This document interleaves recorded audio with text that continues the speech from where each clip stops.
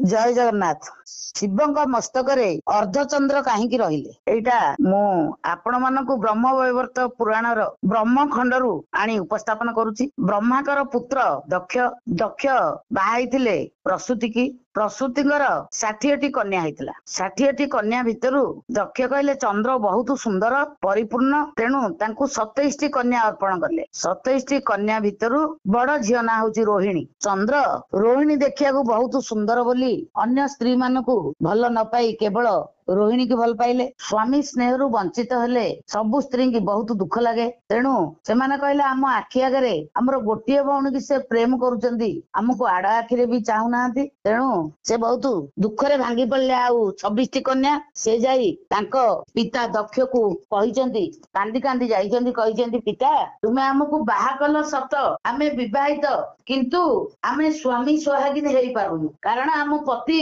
हमको आड़ आखिरे भी चाहू नाहंती। दक्ष सांगे सांगे क्रोधान्वित हो जाइचंदी। चंद्र पाखु रागरे प्रज्वलित होइकी आछंती। चंद्र देखी दक्षଙ୍କର राग से वितत्रस्त हो जाइचंती। से पुणी रागरे कहिचंती तू सौंदर्य रे बसीभूत होई तू केवल मोर गोटिए झियो को भल पाउछु, आउ 26टा झियो को प्रेम रु वंचित करुचु, मु तते अभिशाप दउची, तते राजजक्ष हाई जाऊ। चंद्र विकल रे एक रे दक्ष, दुई रे ससुर भय रे से दौड़ुचंती जाइकी शिवंकठी शरणागत नैचंती। शिव तांकु तांको मस्तक रे जटारे रखि दैचंती। दक्ष जाइचंती कहले तुमे मो जोई चंद्र को देई दियो। शिव कहिचंती मोर जे शरणागत मु केबे हेले ताकू मो ठारू दूरेई दिएनी। 27 जाक कन्या जाइकी बापांग पाखे दुख प्रकाश करिसेंती। रोहिणी तो दुख प्रकाश करिछि, से सोहागिनी थिला, स्वामीर सब प्रकार स्नेह से पाउथला, किंतु ए 26 जाक कन्या बापांग पाखे जाई कांदिचंती, कहिसेंती हे पिता तुमे कोन कल, स्वामी भल पाउ कि न पाउ, जदि सबुदिने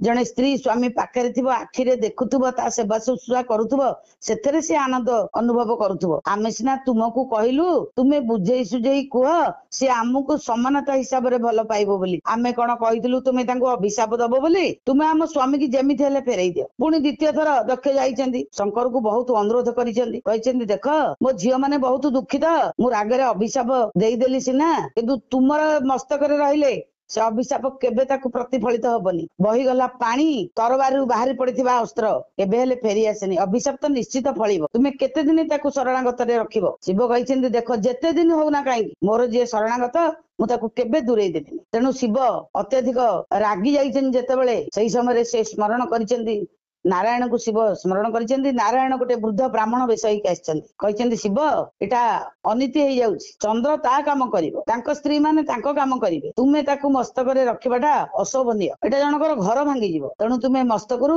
ताकू बाहर करके देई दियो। ना आज्ञा से अभिशाप दैछन ताकू राजजक्ष हबो, ना रे अभिशाप तो हेई गलानी, आ कोन न हबो कि तुमे ताकू देई दियो। शिव जिद्दी करिसेंदी जटारू चंद्र को केबे बाहर करना। नारायण सेसु कोन करिसेंदी शिवंको जटारू चंद्र को हाथ मुठारे धरिचंदी, एणे चंद्र भीतत्रस्त, शिव ताकू जटारे भिडिकी धरिचंदी, नारायण चंद्र को भिडिकी आनुचंदी। चंद्र दिखंड हो जाइछंती, खंडे रहिचंदी शिवंग जटारे, आउ खंडे नारायण के हाथ रे रहिचंती। सेठी जख्मा रोग प्रतिपदित होईची, से अर्धचंद्र को आनी दक्षंकर कन्या मानकु समर्पण करिचंदी, कहले तुमे एथरे किछि भयभीत हबार किछि आवश्यक नाही। शिवंकर आजिठु आउ गोटिए नाम हला चंद्रशेखर। चंद्र को से मथारे अर्धचंद्र को सबले धारण करिवे। एई जो अर्धचंद्र को मु तुमको दउची, ये पक्षे बढ़िबो पक्षे छिड़िबो, कारण दक्षंकर अभिशाप निश्चित फलिबो। से क्षय हेई हेई हेई हेई अमावास्या दिन संपूर्ण भाव रे से लुचि जिवे। शुक्ल पक्ष प्रतिपदा ठारू आस्ते आस्ते तांकर